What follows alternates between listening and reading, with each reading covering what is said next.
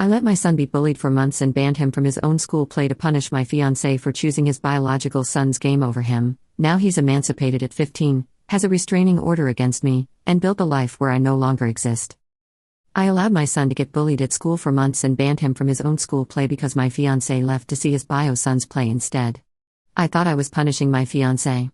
Now my son has emancipated himself from me at 15, has a restraining order against me, and my fiancé called off our wedding. I'm writing this from the apartment I moved into after losing everything. My son won't speak to me. My fiancé won't look at me. My family won't return my calls. And I have no one to blame but myself. His name is Ethan. My son. 15 now. Smart. Talented. Good kid. Was a good kid. Before I destroyed him. I had Ethan when I was 23. His father left when I was pregnant. Never met Ethan. Never tried. So it was just us. For 12 years. Me and Ethan against the world. I worked 2 jobs. Made sure he had everything. Good school. Activities. Love. We were close. Best friends. He told me everything. Until I met Derek. Derek was 42. Divorced. Had a son from his first marriage. Mason. 17.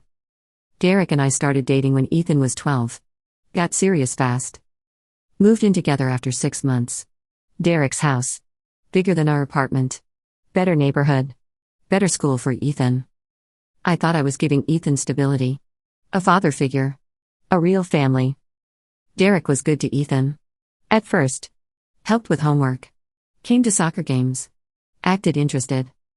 But Derek's priority was always Mason. His biological son.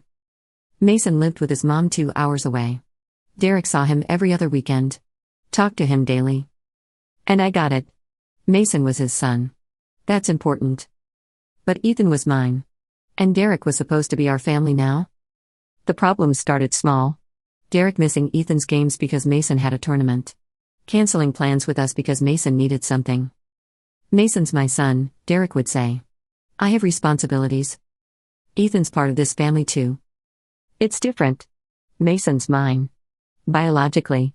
You understand? I did understand. And I hated it. Hated that Ethan was always second. Always less important. Always the bonus kid. So I started competing. Making Derek choose. Forcing him to pick between his biological son and my son. Ethan has a recital Saturday. You're coming, right? Mason has a game Saturday. I already committed. So you're choosing Mason? Again. It's not about choosing. I made plans with Mason first. You always make plans with Mason first. We'd fight. Derek would go to Mason's event anyway. I'd be resentful. Ethan would notice. Why doesn't Derek come to my stuff? Ethan asked after his 6th recital Derek missed. Because Derek's selfish. Because he only cares about Mason. I shouldn't have said that. Shouldn't have put my bitterness on my 12-year-old son. But I was angry. Hurt. Feeling second best. And I made Ethan feel it too. Derek proposed a year ago. Big ring. Nice dinner. Ethan wasn't there. I wanted it to be just us, Derek said. Ethan's part of us. He will be. But the proposal is about you and me. I said yes. Because I loved Derek. Because I wanted the stability. The family.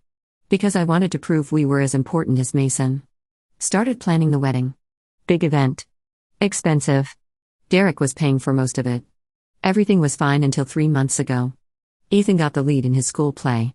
Romeo and Juliet. He was Romeo? He was so excited. Came home beaming. Mom. I got the lead. Opening night is May 15th. That's amazing, baby. We'll be there. Front row. I told Derek that night. Ethan got Romeo. Opening night is May 15th. We need to be there. May 15th? That's when Mason's championship game is. I already bought tickets. My heart stopped. You're joking. Mason's been working toward this all season. I can't miss it. Ethan got the lead role. He's never had a lead before. This is huge. I'll come to the second performance. Or the matinee. He wants you there opening night. And Mason wants me at his championship. I can't be 2 places at once. So choose us. For once. Choose Ethan. Mason's my son. Ethan's your stepson. Your family. The kid who lives in your house. He's not my biological son. You know it's different. That's when I snapped. You're right. It is different. Because Ethan is here every day. And Mason sees you twice a month. But somehow Mason always wins. This isn't a competition. It is. And Ethan always loses. Derek went to Mason's game. Decided 3 months in advance. Bought tickets. Planned travel. And I spiraled. Started resenting Ethan. Not Derek. Ethan. Because if Ethan wasn't in the play, Derek wouldn't have to choose. If Ethan wasn't trying so hard to compete with Mason, we wouldn't have this problem. I blamed my 13-year-old son for my fiancé's priorities. The bullying started around the same time. 3 boys in Ethan's class. They'd make fun of him. Call him names. Push him in the halls. Ethan told me, "Mom, these kids keep bothering me. Can you talk to the school?" What do they say? They call me names. Say I'm weird. That I'm gay because I'm in theater. Are you handling it? I'm trying. But it's getting worse. You need to toughen up. Not everyone's going to like you. But they're mean, Mom. They pushed me yesterday. Then push back. Don't be weak. I didn't call the school. Didn't report it. Didn't protect my son. Because I was too focused on being angry at Derek. Too busy planning a wedding to a man who'd rather watch his bio son play sports than watch my son act. The bullying got worse. Ethan came home with bruises. Torn clothes. Black eye once. "Mom, please call the school. This is serious." Did you fight back? I can't fight 3 guys. Then avoid them. Take different routes. Don't give them opportunities. I shouldn't have to avoid them. They should get in trouble. Life isn't fair, Ethan. Deal with it. I was cruel. Dismissive. Neglectful. Because somewhere in my twisted mind, Ethan's problems were inconvenient. They required my attention when I was busy being angry at Derek. 2 weeks before the play, Derek confirmed he wasn't coming.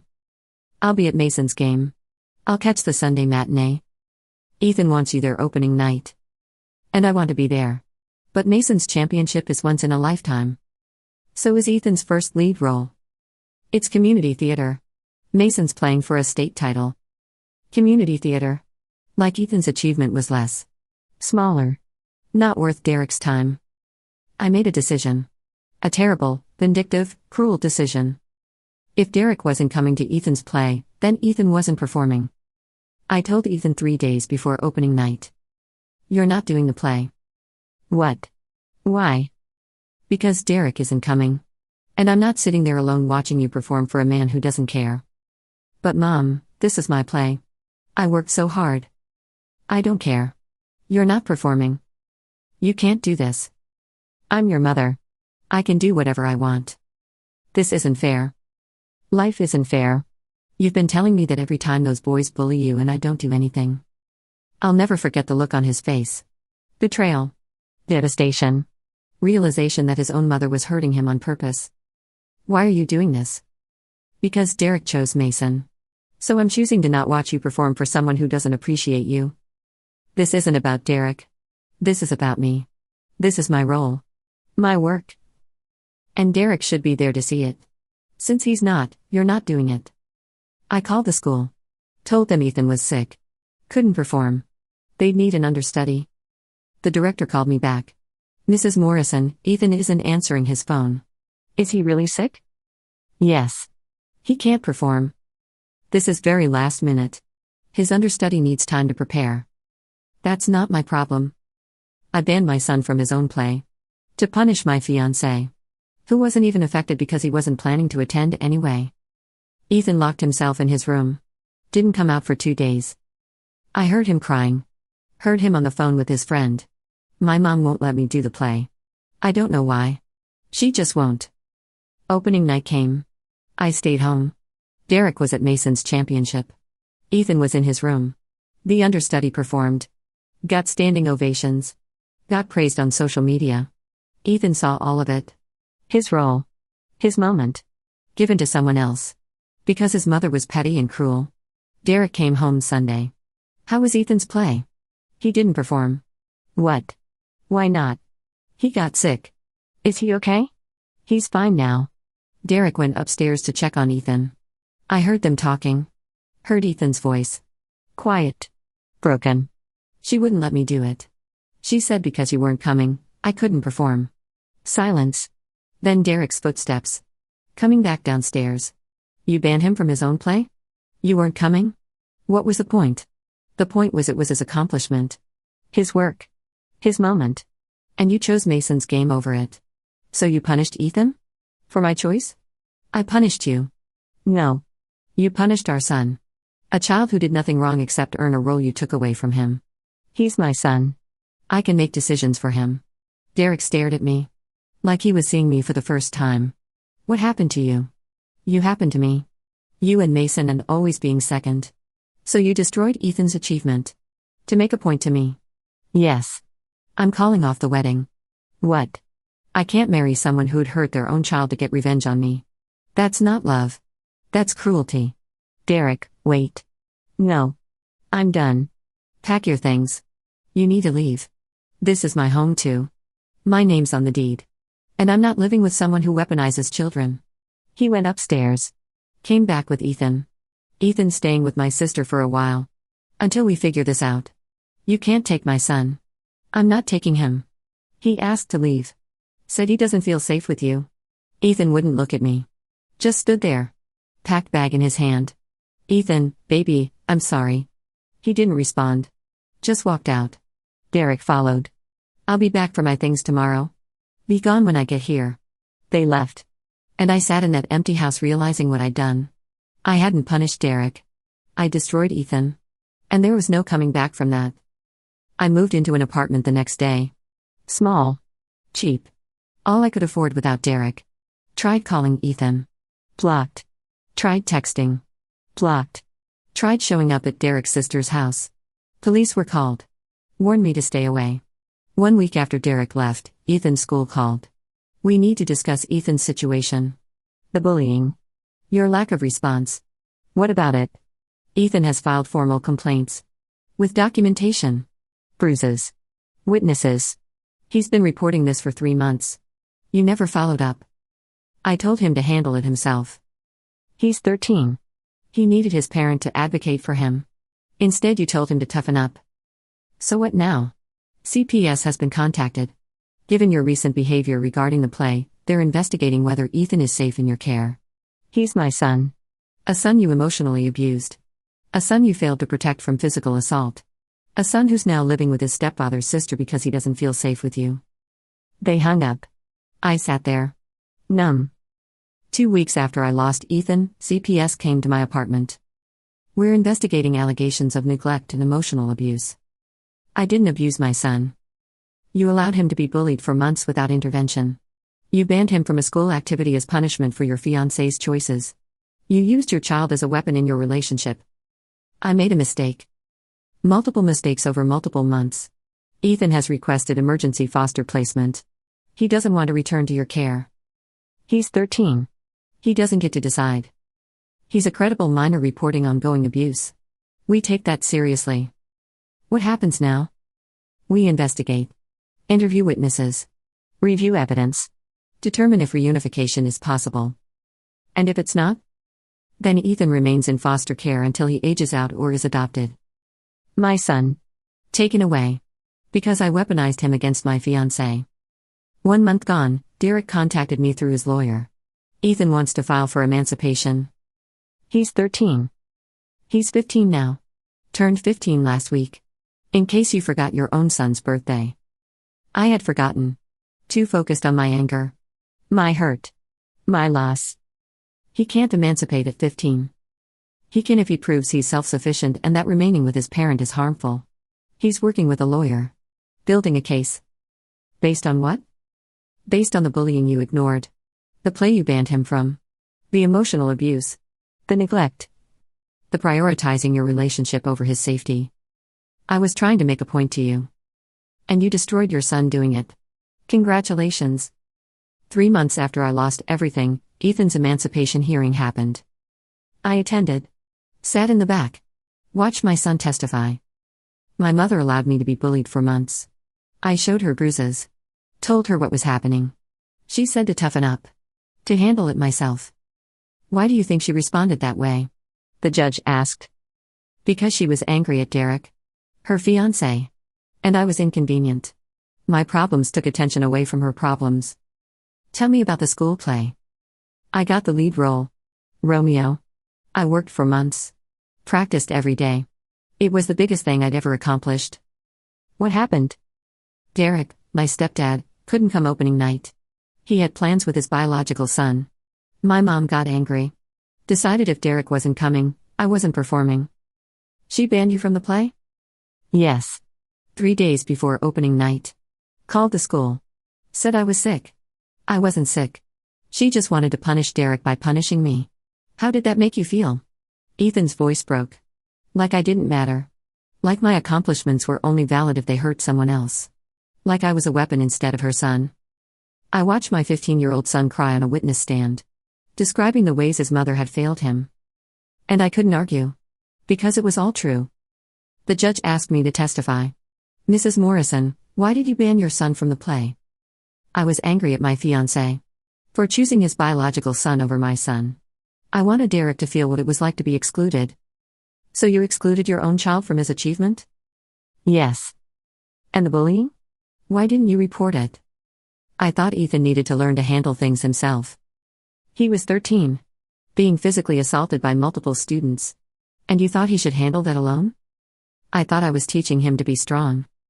You were teaching him his mother wouldn't protect him. The judge ruled. Emancipation granted. Ethan Morrison is legally emancipated from his mother.